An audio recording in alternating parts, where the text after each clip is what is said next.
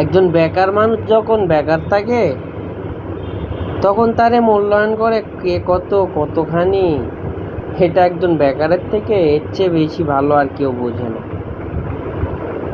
আসলে মানুষের মূল্যটা তখনই বোঝা যায় যখন একজন মানুষ বেকার থাকে। সে যে কত হাসি তামাশা ঠাট্টার পাত্র হয়ে যায়, এটা যার সাথে ঘটছে সে অনেক সুন্দরভাবে বর্ণনা করতে পারে।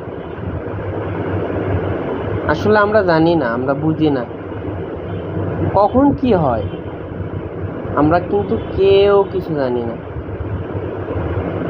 আসলে বেকার অবস্থায় যে হাসি ঠাট্টার মুখপাত্র আমরা হই না, এটা কিন্তু একটা সময় না খুব মনে পড়ে, যখন ওই যে সেই ছেলেটা বেকার থেকে একটু আস্তে আস্তে স্বাভাবিকের দিকে চলে আসে, তখন সে ফিল করতে পারে আসলে এই বেকারত্ব যে কত বড় একটা অভিশাপ, যা বলে বোঝানো যাবে না। কপাল।